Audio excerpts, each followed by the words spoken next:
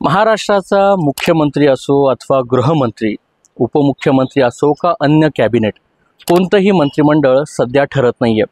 नुकतेच राज्यामध्ये विधानसभेच्या निवडणुका या पार पडल्या आणि महायुतीला मोठं यश मिळालं। मात्र राज्यातला मुख्यमंत्री आणि गृहमंत्री हे अद्याप निश्चित होत नाहीये। मात्र नाशिक जिल्ह्याचा पालकमंत्री कोण होणार यासाठी सध्या रस्सीखेच सुरू झाली आहे। काय आहे हे सविस्तर प्रकरण, कोण आहे ह्या रेसमध्ये, हेच आपण या व्हिडिओच्या माध्यमातून पाहणार आहोत। नमस्कार, मी किरण नाईक आणि तुम्ही बघत आहात लोकमत रिजनल डायरी। राज्यामध्ये नुकत्याच विधानसभेच्या निवडणुका या पार पडल्यात। महाविकास आघाडीला धोबी पछाड देत महायुतीने जोरदार यश या ठिकाणी संपादन केलं। एक हाती ही सत्ता महायुतीची या राज्यात आली। मात्र सध्या परिस्थितीमध्ये मुख्यमंत्री असो, गृहमंत्री असो किंवा उपमुख्यमंत्री असो, कोणतेही मंत्रिपद सध्या ह्या मिनिटाला ठरलेले नाहीये। शपथविधी 5 तारखेला होणार असल्याचं, म्हणजेच 5 डिसेंबरला होणार असल्याची चर्चा आहे। मात्र मुख्यमंत्री कोण होणार, गृहमंत्री कोण होणार, अशा वेगवेगळ्या चर्चांना उधाण आलं आहे। नुकतेच माजी मुख्यमंत्री, ज्यांना काळजीवाहू मुख्यमंत्री म्हणतात, ते एकनाथ शिंदे आपल्या दरे या गावी गेले होते। आजारी असल्यामुळे ते आराम करायला गेले असं सांगितलं। मात्र या 36 जिल्ह्यामध्ये असलेले पालकमंत्री कोण असणार याबाबतची रस्सीखेच सध्या परिस्थितीमध्ये सुरू झाली आहे।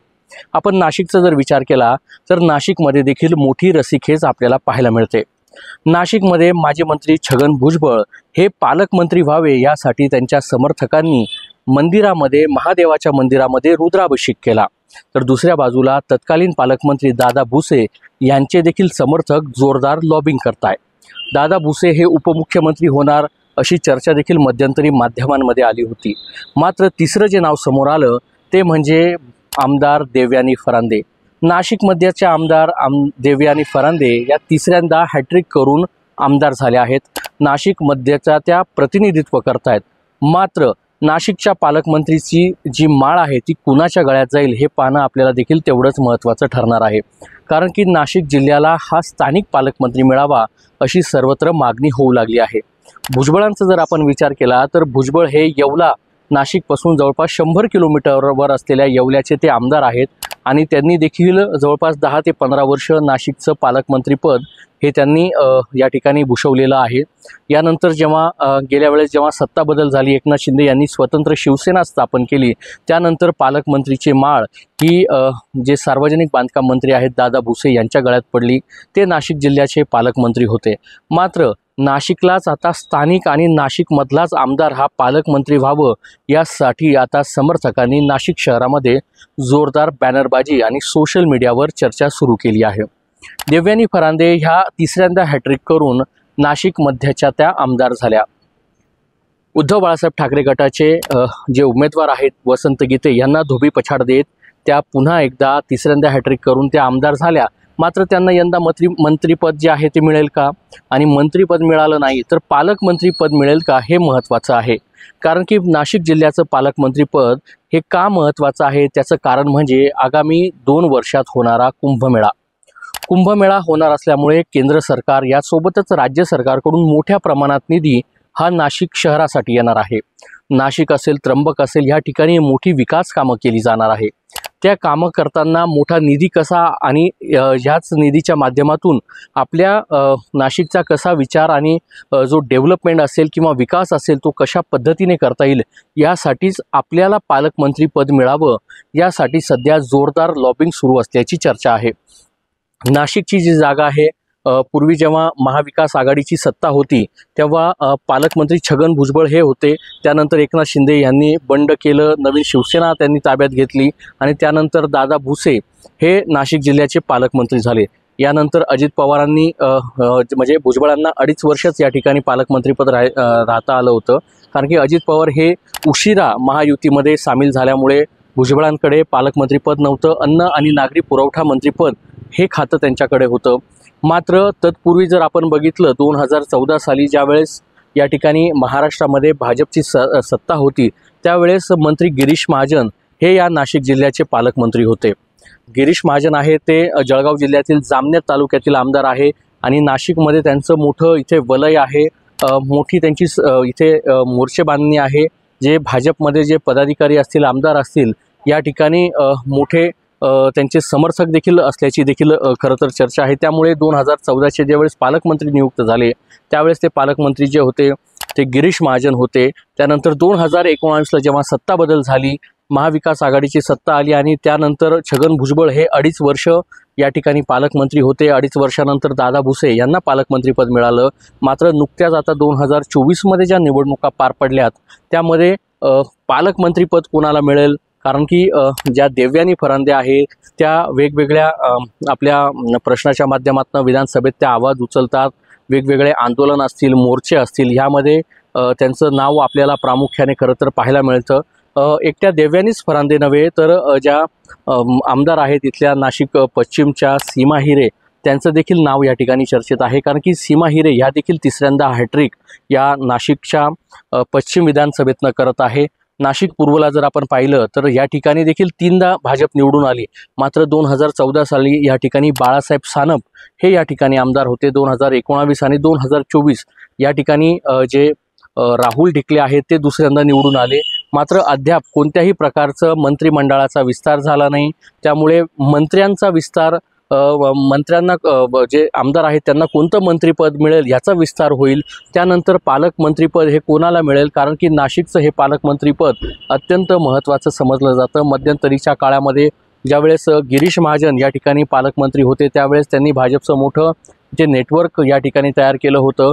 मात्र त्यानंतर भुजबळ असतील किंवा दादा भुसे असेल हे नाव जरी या नाशिक जिल्ह्यातील असले, मात्र नाशिक शहरातला पालकमंत्री व्हावा यासाठी आता जोरदार प्रयत्न सुरू आहे। नाशिकमध्ये किती मंत्रिपद मिळतील आणि कुणाला पालकमंत्रीपद मिळेल हे तर आपल्याला मंत्रिमंडळाच्या विस्तारानंतरच या ठिकाणी खरं तर समोर येणार आहे। मात्र सर्वात महत्त्वाचं, नाशिक शहरातलाच आम्हाला पालकमंत्री व्हावा अशी वेगवेगळी मागणी जी आहे ती भाजपच्या वतीनं या ठिकाणी करण्यात येते, कारण की भाजपचे 3ही विद्यमान आमदार हे ह्याच नाशिक शहरामध्ये आहे। मात्र शिंदे गट देखील या ठिकाणी पालकमंत्री पदासाठी आग्रही आहे, कारण की दादा भुसे यांच्या नावाने एक पालकमंत्री त्यांना नाशिकमध्ये मिळावा आणि यासोबतच राष्ट्रवादी अजित पवार गट हे देखील या ठिकाणी पालकमंत्री पदासाठी आग्रही आहेत।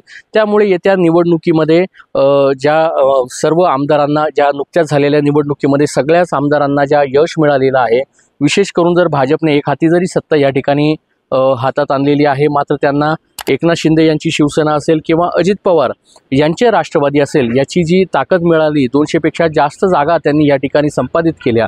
त्यामुळे नाशिक जिल्ह्याचं पालकमंत्री कोण असेल हे तर आपल्याला मंत्रिमंडळाच्या विस्तारानंतर आणि ज्या वेळेस हे पालकमंत्री निश्चित केल्या जातील त्यानंतरच या ठिकाणी ठरेल। मात्र शिंदे गटाकडनं जे दुसरे दावेदार समजले जातात ते सुहास कांदे देखील दुसऱ्यांदा या नाशिकच्या नांदगाव या मतदारसंघामधनं ते आमदार झालेले आहेत।